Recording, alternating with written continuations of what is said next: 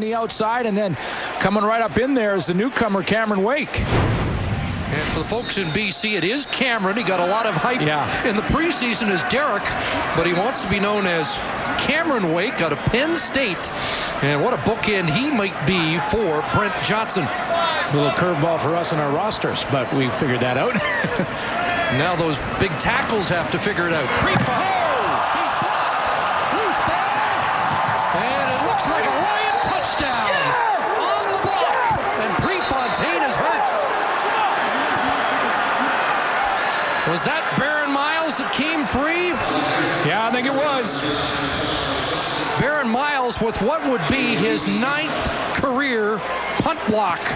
And Jamal Johnson, who had a touchdown in the season opener last year on a fumble recovery, is celebrating a score here. Baron Miles is a flat-out playmaker.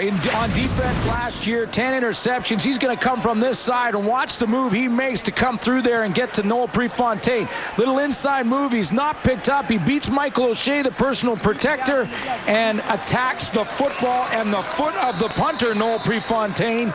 Doesn't rough him, gets all hands on the ball. And the first big play of this football game. 35 years of age in his 10th year. The all-CFL safety last year. Baron Miles. McCallum adds the extra point. Seems fitting. The first points scored by the defense.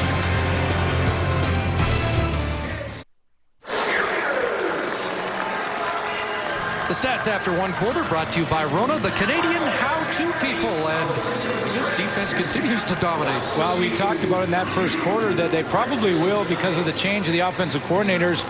Jamel White had a pretty good first quarter for the Argos with 34 yards rushing, but the one that jumps out at you, the number, is that goose egg for the Lions in first downs.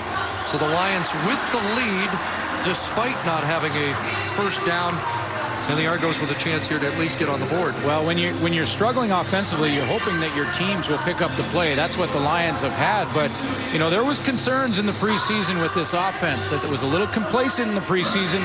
It's looked a little complacent in this first quarter. I know that as a former defensive player, you were... Here's the field goal attempt that goes wide. And so Prefontaine perhaps still feeling the effects of the block punt. Misses a 33-yarder. I was wondering if we might see Chris Hardy, who did in the first preseason game kick field goals for the Argos. Yeah, and Mike Clements right over immediately to see if it affected. Obviously it did, and how bad Prefontaine is hurt and whether or not he can go again, because it changes obviously Mike Clements. First of all, he has to go with Hardy, but it also may change his strategy when it comes to gambling on third down. So the Argos settle for a single point after threatening on their best march of the first quarter, and now Dave Dickinson tries to get things going and sends it outside on the end around to G. Simon, who ran the football on a rare occasion last year. We haven't seen G. Roy on the receiving end yet, although he was on the receiving end of a pretty good hit. Well, you know, with this guy, with G. Simon, and just the way he has developed into such a superstar, you look at his last 4 years, he has had 6,615 yards receiving in the last 4 years. That's an average of 1653 per year. I mean, the sky is the limit. I went up to him today before the game and I said, I'm expecting 2,000. I think everybody is, because that's the next step for G. Simon. You're starting to rub it in already. He told me he didn't want to talk about 2,000 till he got to 1,900. This one's picked off, and the Argos got it. Orlando Steinauer with the ricochet interception, and Toronto has the football at the BC 25. Oh boy, and the intended target was G. Simon, who runs a curl, and you don't see that very often. He took his eye off the ball for a second. Orlando Steinauer is going the other way. Watch Geroy Simon's head. He's trying to read the defense. See him look to the left, look to the right. Look at the head keeps moving, and he takes his eye off the ball just for a split second. That's why it bounces off his hands into the hands of Steinauer. Repeat first down. It's kind of like when you're lining up a drive, you have to keep your head still to make good contact on the golf ball. Well, in order to catch a football, you have to keep your head still and your eyes focused. And the great Geroy Simon, every now and then, even he makes a mistake. And I think he's having trouble focusing right now. May have got his eye poked after the interception. Offside against the Argos, 1st and 15. Allen slings it, and that nearly picked off by Otis Floyd. And if he catches that, he's gone. Well, pretty impressive linebacking core again for the BC Lions. We talked about Javier Glad, who's been involved early in the first quarter in this game, and there's the first time we get to talk about Otis Floyd, who was a little nicked through the preseason. Missed that second game. They rested him, but ready to go for the regular season. And you're right, Chris, he hangs on to that, and they're playing the fight song. Whenever we talk to Wally Buono about his defense, Otis Floyd's name usually is one of the first that he raises. 2nd and 15. And again, heat on Allen, who escapes over the middle, and this one is caught. And another tip drill, and Frank Murphy comes down with the ball. One of the guys vying for steady work here, replacing the likes of R.J. Soward and Robert Baker, who were in the lineup a year ago on opening day. Well, that they love Frank Murphy, and Frank Murphy basically is the 5th receiver in the lineup here. He's just going to catch this tip with the one hand. Good concentration by Murphy. And interestingly enough, Frank Murphy played his college ball with another Argonaut over there on the sideline right now that we may see very soon, Michael Bishop, Kansas State. Murphy and Johnson both involved in that play, and they're trying to nail down a receiving position. And the Argos are going to go for this 3rd down and a couple of yards, and the pitch to White. He's not going to get there. Jamal White won't get there. Otis Floyd, Mark Washington, Corey Banks wouldn't let him turn it upfield. And this is the change because Noel Prefontaine is injured. And Mike Clements goes over there now and decides that it's safer to gamble than to put the backup kicker, Chris Hardy, on the field and try that long field goal over 40 yards. So he tries the gamble. It doesn't work, but the turnover gives a lot of momentum to the BC Lions.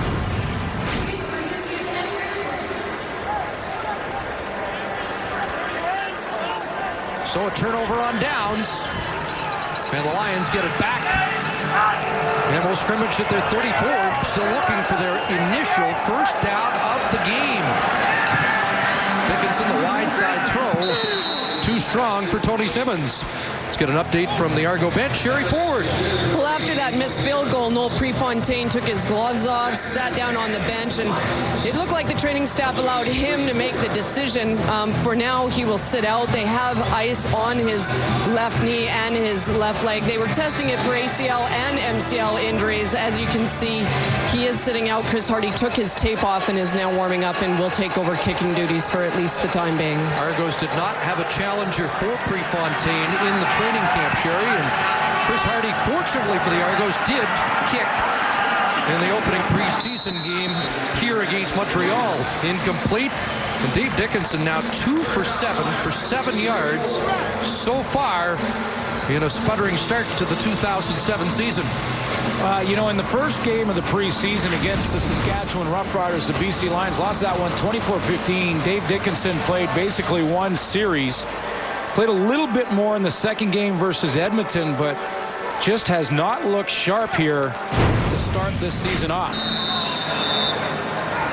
That has been a refrain. At least the Lions' offensive woes have been well documented in the preseason and have carried over here in the opening half in Toronto. That kick out of bounds, and we'll see the penalty flag and sort it out when we come back.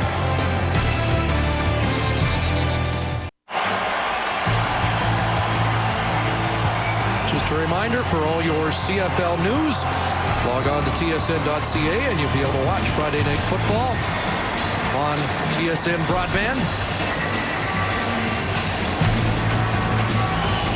Well, it's the first time we've seen this penalty called in the Canadian Football League. Here is the new rule in the Canadian Football League this year. If the punter kicks the ball out of bounds in the air, like that one from Paul McCallum, the receiving team has the option to take the ball there or assess a 10-yard penalty against the BC Lions, which the Argos did, and make them kick it again. And McCallum, this time, it bounces in play. And Arlen Bruce tried to hot foot down the sidelines, does step out. So here we've got an altercation, but it's quickly broken up, and we get a chance to get into this rule change that not all the coaches are happy about. Here's basically how it works. There is between the 20-yard lines. If the ball is kicked anywhere out of bounds in the air, not if it bounces out of bounds, but in the air, the receiving team can choose to penalize the kicking team, push them 10 yards back, and make them kick again. And you're right. Not a lot of well, there's a couple of coaches that like it, obviously, or wouldn't have been voted in, but one that doesn't is a special teams expert when he was a player, Mike Clemens. Wally Buono voted against it. Holding penalty on the Bruce return, so looked like the Argos might get good field position after the penalty for kicking out of bounds, but instead the Argos end up with the ball back at their 33-yard line. Defense has dominated as we approach 5 minutes of the second quarter. 7-1 the score, a blocked punt recovered by Jamal Johnson. The lone major so far, Noel Prefontaine out of the game. Jamel White, nothing doing off the right side. There are some other rule changes. We just mentioned the kicking game. There's also reverted back to the old blocking rules. There's the zero-step rule we mentioned.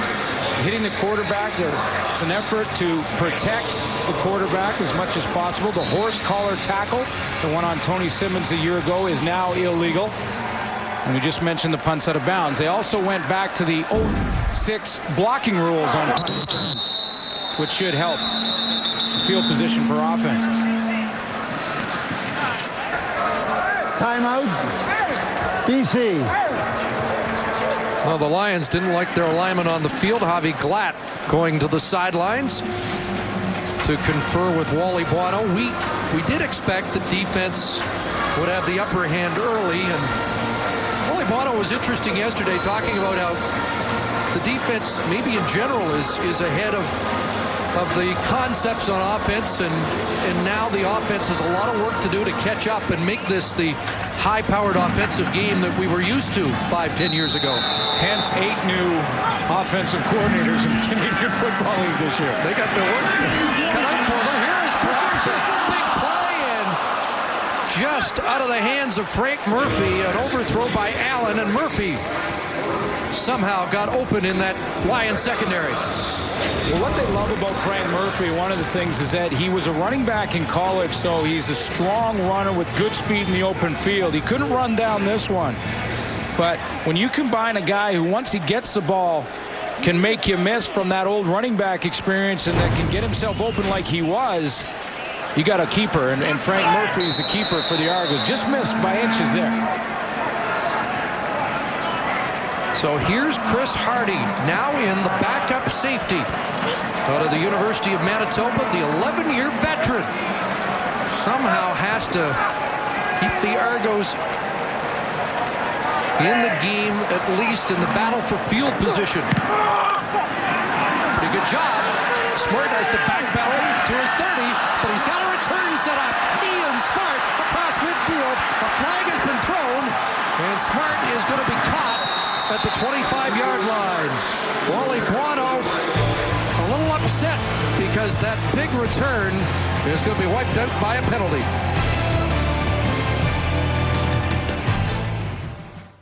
Punt by Chris Hardy, so a good job by him in relief of the injured Noel Prefontaine. The 55-yard return by Ian Smart wiped out by a penalty against Alexis Boingue, and there's Joe Smith up to the 40-yard line. Well, the blocking rules have changed on punts, Glenn.